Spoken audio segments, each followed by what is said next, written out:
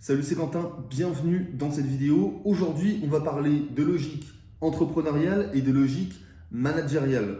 Vous avez été très nombreux à me poser la question de faire la différence entre les deux. Donc aujourd'hui, je vais y répondre en vidéo. Et ce que je vous propose, c'est qu'une fois n'est pas coutume, on attaque directement dans le vif du sujet. Et on va parler directement de la logique entrepreneuriale. Alors s'il y a une chose à retenir dans la logique entrepreneuriale, ça va être la définition de Joseph Schumpeter qui disait qu'un entrepreneur, c'est quoi? C'est quelqu'un qui prend des risques pour innover en profitant de nouvelles opportunités sur le marché. Ok, lorsque vous apprenez la définition, il faut absolument qu'il y ait ces trois termes-là, sinon vous n'aurez pas tous les points. Donc c'est quelqu'un qui prend des risques pour innover en profitant de nouvelles opportunités sur le marché. Je le répète une deuxième fois parce que c'est important. Donc voilà, c'est vraiment la définition à savoir lorsque vous allez parler de logique entrepreneuriale. Et toutes ces innovations sur le marché, elles vont engendrer ce qu'appelle Joseph Schumpeter le phénomène de destruction créatrice qui engendre en fait tout le dynamisme industriel. Qu'est-ce que c'est que la destruction créatrice? Pour ça, je vais vous donner un exemple que vous connaissez sûrement, puisque vous l'avez sûrement vu en cours. C'est l'exemple de Kodak. Ok, je pense que voilà, vous l'avez vraiment vu et revu à l'école.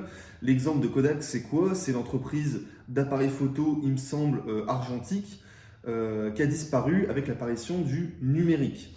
Donc on a quoi? On a une entreprise qui fabriquait des appareils photo avec de l'argentique, ok, qui a été détruite avec l'apparition du numérique. Et lorsque est apparu le numérique, eh bien de nouvelles entreprises ont vu le jour, ok, elles ont été créées. Donc c'est le phénomène de destruction créatrice. Il y a des entreprises qui se détruisent à cause des innovations, et il y a des entreprises qui se créent. Destruction créatrice. Ok, j'espère que c'est clair pour vous. Donc voilà ce qu'il y a à retenir dans la logique entrepreneuriale, ok. La définition de Joseph Schumpeter avec les trois termes à dire absolument et ce phénomène de destruction créatrice où vous pouvez l'expliquer avec l'exemple de Kodak. Maintenant, on va passer à la logique managériale.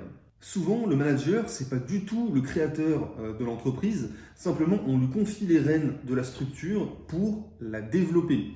Et alors que la logique entrepreneuriale, elle vise à créer de nouvelles ressources, la logique managériale, elle vise à optimiser ces ressources-là. Faites bien la distinction entre les deux.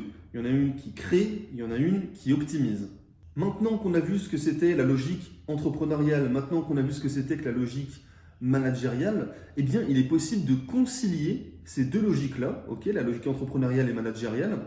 Il est possible de concilier ces deux-là. Et qu'est-ce qui se passe quand on concilie les deux? En fait, tout simplement, c'est le fait lorsqu'un salarié, eh bien, il a une idée, il crée quelque chose dans la boîte dans laquelle il exerce, ok. Lorsqu'il apporte une idée de valeur pour l'entreprise, on appelle ça de l'intrapreneuriat, ok. Et aujourd'hui, l'intrapreneuriat, donc c'est-à-dire mettre en avant ses idées pour voilà, développer l'entreprise, etc. Et ben, c'est vraiment quelque chose qui est de plus en plus développé. On essaie de le mettre en avant parce que tout simplement, ça apporte de la valeur à l'entreprise. Okay, donc voilà, si vous devez retenir une seule chose de la conciliation entre les deux logiques, ça va être le phénomène de l'intrapreneuriat.